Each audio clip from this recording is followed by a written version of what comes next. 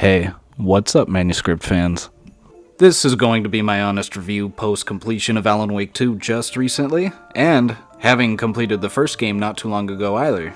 This will be completely spoiler-free as I encourage anyone interested in Alan Wake to experience the games for themselves, but as the title will indicate, I do find the storytelling very redundant, pretentious, and yet brilliant all at once. So first off, this game takes place in real time 13 years after Alan Wake 1. Since that game did come out 13 years ago, I had bought the remaster for it earlier this year, but I ended up dropping it as soon as I realized that these games aren't trying to be a traditional survival horror experience, but instead prioritize telling a very convoluted, yet deeply rich story that just so happens to be in a horror game. I wasn't exactly displeased with the first game, but I wasn't hooked right off the bat either, so I put it on a back burner. But then they announced this sequel after 13 years.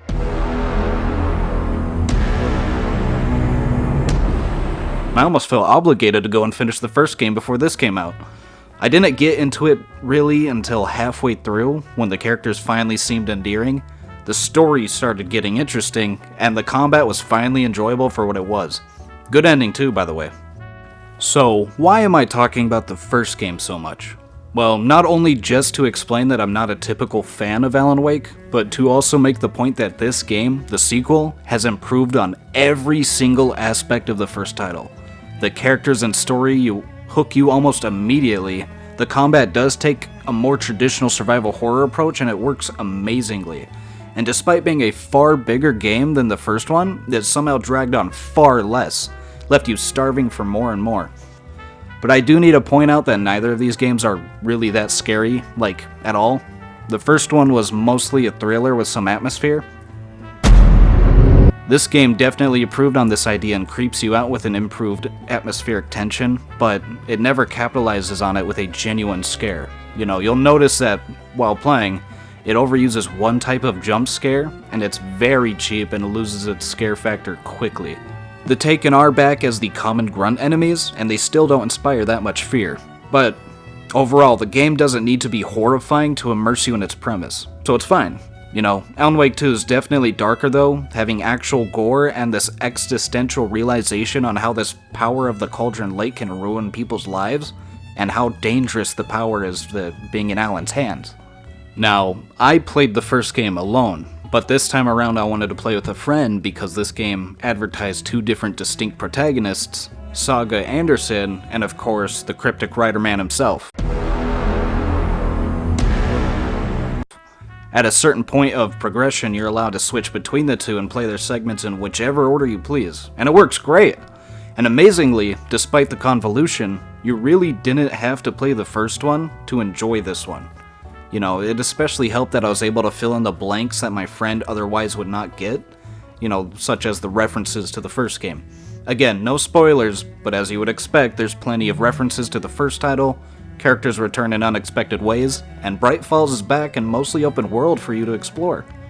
This time around, there's proper collectibles that allow you to upgrade your weapons in Saga's case, or abilities in Alan's. You know, there are new unique mechanics for both main characters in their mind place that will allow you to influence the world and progress the story.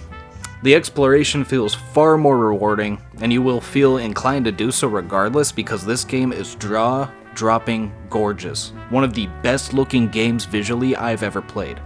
There are so many details and physics on every object. I mean, sometimes it can cause some glitchiness, but never bad enough to hurt immersion or anything.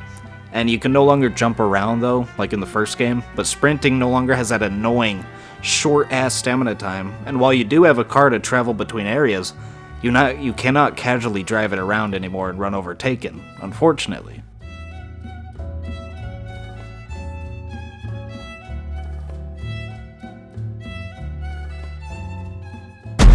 But let me talk about the true topic of the review, and of Alan Wake as a whole, the storytelling.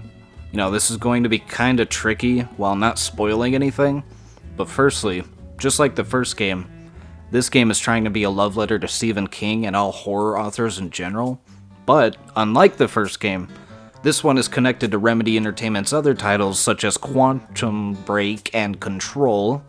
Sorry, I've never played either of those games, and have no desire to do so, But unfortunately, they have created kind of a multiverse here with their titles that I can't help but feel makes an already convoluted story more confusing, and requires you to play those games to understand some characters fully.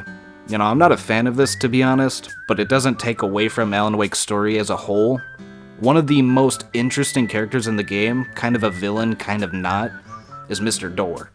But while I'm not spoiling anything still, this writing choice does affect my limited knowledge of these characters like that, and I wish it didn't. Speaking of characters, I really have no emotional attachment to Alan Wake as a protagonist at all. You know, this is something I realized while playing, having fully finished the first game but not playing any DLC for it, that Alan himself is kind of annoying with how unnecessarily cryptic he is while contributing little personality himself, other than when he is being self-aware and silly to the point that just breaking the fourth wall. Saga is alright, but she's overshadowed by her partner Casey, who is played by Sam Lake in this game, and he is an absolute gem. By far the game's best character in my opinion, which also leads to my biggest gripe in this game. Why wasn't he the second playable protagonist instead of Saga? He has so much connection to Alan in his writing that he is constantly mentioned in Wake's segments, that it doesn't make sense as to why we focus on Saga's perspective when the only connection she has to the story is an emotional plot piece, being her daughter that we never meet, and a retconned relation to certain characters that I won't mention, which anyone else could have also filled the role of.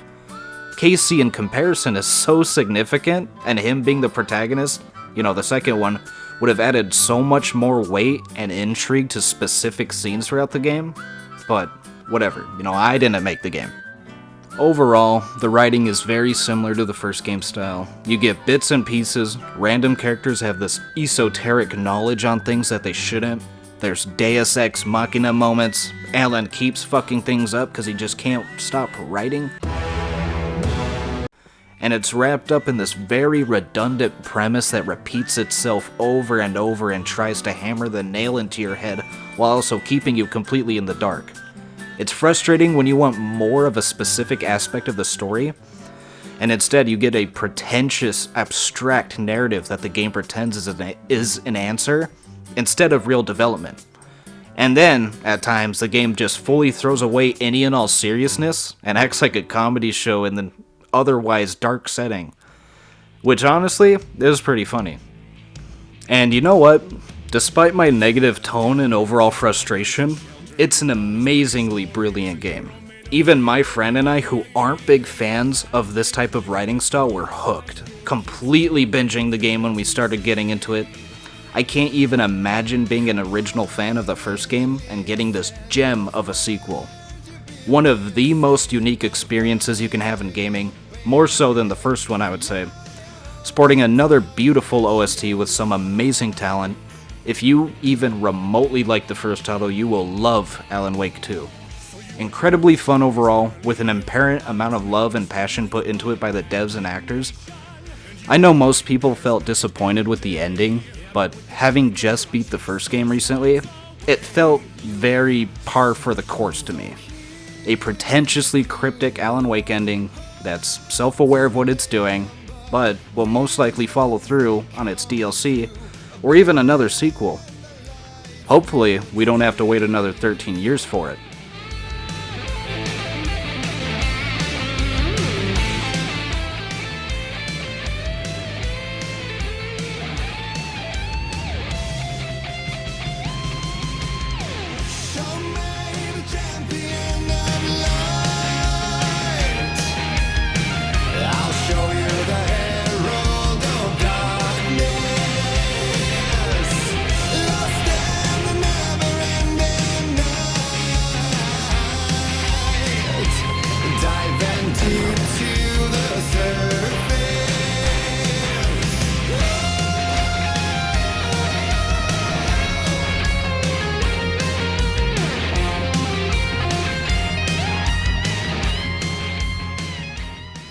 But there you go. That's my hot take on Alan Wake 2. Overall, I'd give it a 4 out of 5 personally, but no shocker if you'd say like 5 out of 5, right? The game is incredible, but it depends on the person how and what they enjoy about it specifically. Thank you for watching regardless of any disagreements we may have. And stay safe, everyone.